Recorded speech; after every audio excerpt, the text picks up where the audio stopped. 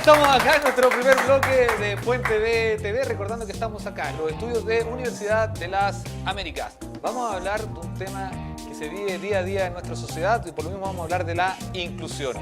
Tenemos una gran invitada, que es la directora de escuela de la carrera de Educación Diferencial de Universidad de las Américas, Camila Marchán. Bienvenida, Camila, a nuestro programa. Gracias por la invitación. Camila, para comenzar el programa queremos saber, ¿qué crees tú? ¿Chile es un país inclusivo? En cierta medida sí, ya, porque hay que entender la inclusión no como una meta, sino como un proceso de evolución de las sociedades. Y en ese sentido, cuando está la intención clara por alguna política de Estado, que afortunadamente, independiente del gobierno de turno, es un norte para un país, podríamos decir que estamos en un camino hacia, ¿ya? ¿Cuándo empezó a verse más marcada la inclusión dentro del país? Ya que tú me dices que este es un proceso que va avanzando poco a poco, ¿cuándo se marcó una diferencia real de un camino hacia la inclusión? Desde mi perspectiva, hablaría de lo que ha sido el golpe de la inmigración en nuestro país, ¿ya? Porque hay que entender la inclusión no solo referida a una población en particular, que podría ser discapacidad, sino que todo lo que la diferencia o la diversidad puede acoger. Y en ese contexto, cuando el país ya está abierto en una sociedad posmoderna, globalizada y recibe muchas personas de otras nacionalidades, evidentemente se produce un impacto y hay que hacerse cargo del concepto. Lamentablemente también el concepto ha sido manoseado, superutilizado, sobrevendido por los políticos. No obstante, ya hay cierto consenso en que, independiente de las tendencias, como digo, tenemos que avanzar por una perspectiva de derechos humanos. Así que yo creo que el aporte de la inmigración ha hecho relevar esta temática en el país. Y si lo llevamos un poquito con respecto a la educación, en los colegios principalmente, antiguamente no existía la inclusión no es solamente algo cultural, también tiene que ver con las necesidades educativas especiales que pueden tener a nivel cognitivo y otras diferencias que somos en el fondo todos diferentes. ¿Cómo se está aplicando la inclusión en los colegios? Quiero llevarlo en el ámbito de que, por ejemplo, nosotros, creo que todos nosotros, nos evaluaban de una misma manera, nos medían a todos por igual. ¿Hay cambios ya en la actualidad en los colegios o las políticas van en esa orientación?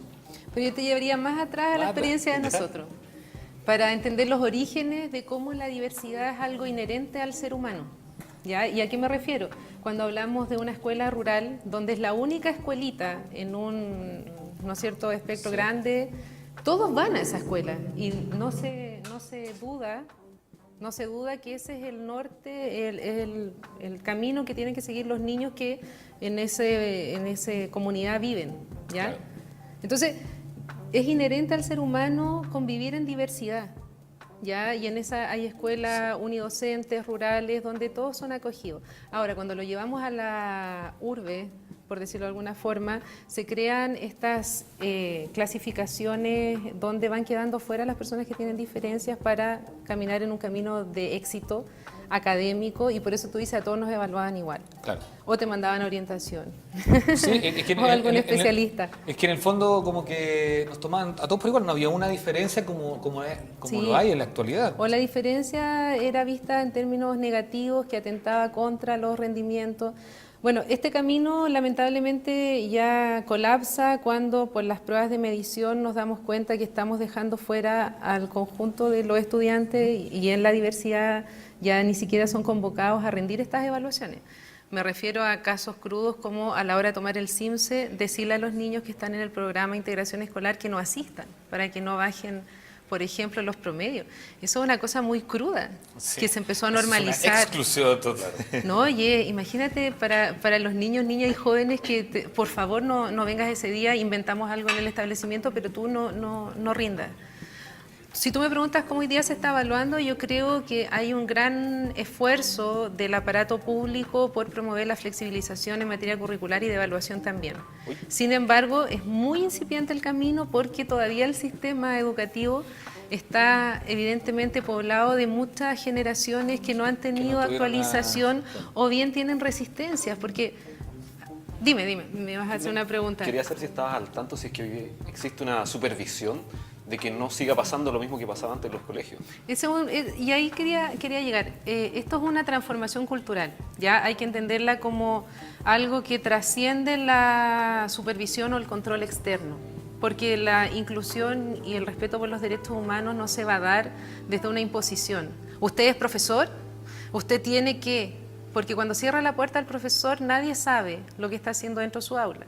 Y puede decirle cosas aberrantes a un niño o una niña y difícilmente ese niño o niña pequeño va a poder replicar o dimensionar aquello que el profesor le está diciendo que es absolutamente inadecuado. Por lo mismo se trabaja, se debe partir trabajando en los colegios. Yo te quería preguntar, y un poco haciendo algo de historia, yo no recuerdo, yo no es que sea tan... Bueno, mi alumno dice que soy muy viejito, pero que tuviésemos educadoras diferenciales o educador diferencial Sí. en las escuelas. Claro. No recuerdo. ¿No recuerdo? Y yo creo que Sí. tú tampoco tuviste.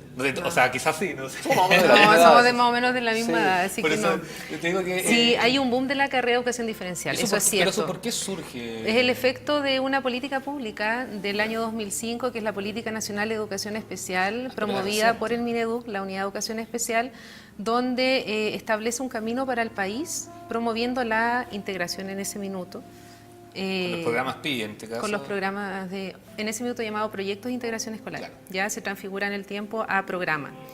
Entonces, esta política desde el año 2005 tiene un pic en el año 2009 con la entrada de un decreto, que es el decreto 170, donde establece un incremento en los recursos de las escuelas a través de la subvención. Sí.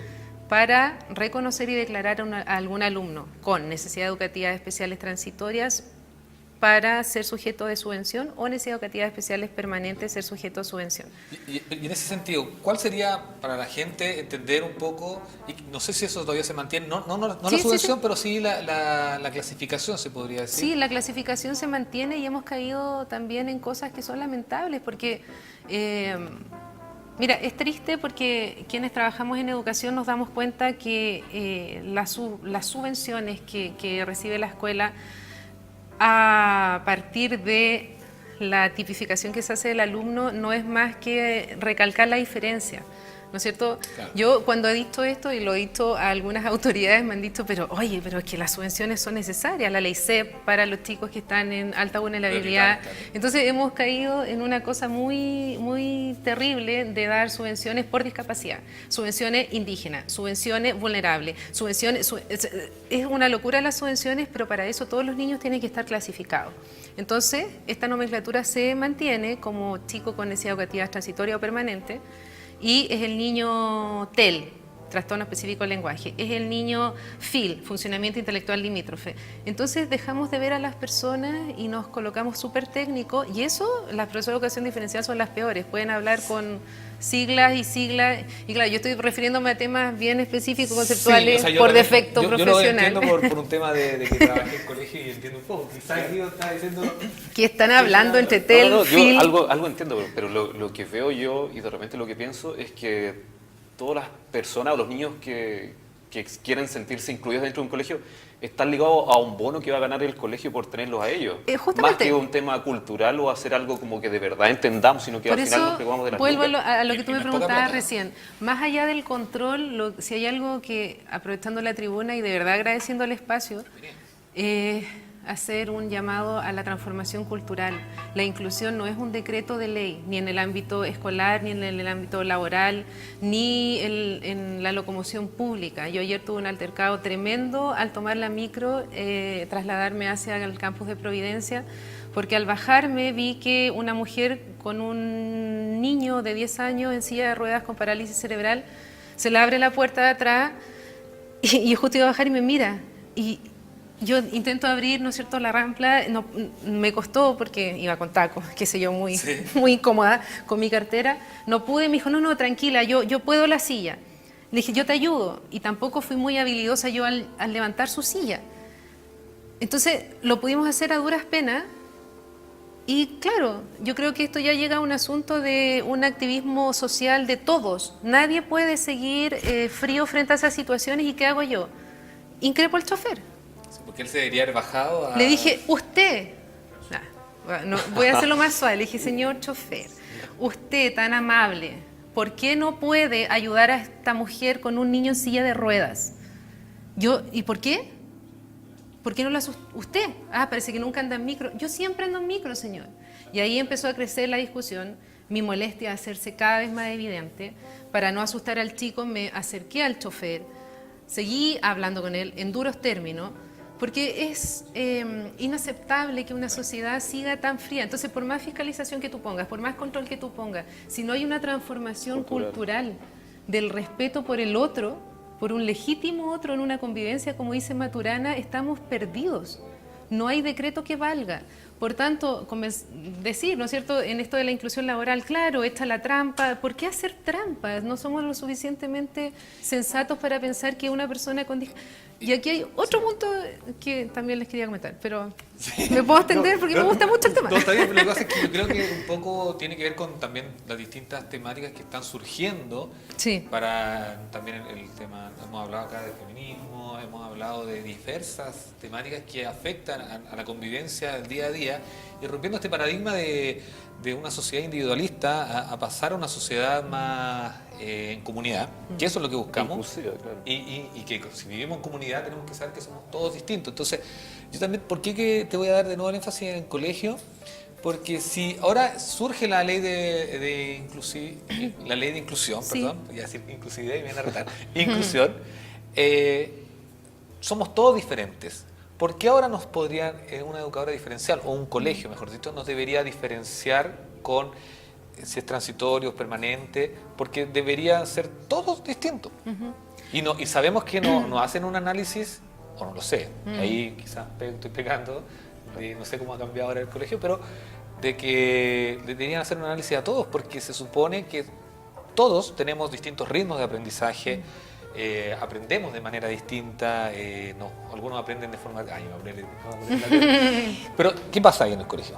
A ver, evidentemente debiéramos ser todos reconocidos nuestra diferencia sin que eso sea una falta. Pero como comentaba hace unos minutos atrás, el sistema educativo chileno ha establecido un incremento en los recursos base que tienen todos los establecimientos educacionales a partir de la tipificación o la clasificación. Entonces, por eso la necesidad de reconocer si este niño tiene un déficit atencional con hiperactividad, entonces yo necesito recursos para atenderlo. Entonces, la situación es caótica en este minuto para los establecimientos educacionales, porque tampoco puedes tener tantos chicos con la declaración que tienen alguna necesidad educativa especial transitoria, por tanto, no, que yo ya tengo clasificado este. Entonces la profesora de educación diferencial, a propósito del decreto 170, inmersa en el establecimiento educacional, por eso hay un antes y un después en la historia de la educación diferencial después del decreto 170 del año 2009, porque se intenciona su participación directa y la atención a estos chicos. Por eso ahora hay muchas profes diferenciales en los colegios ya.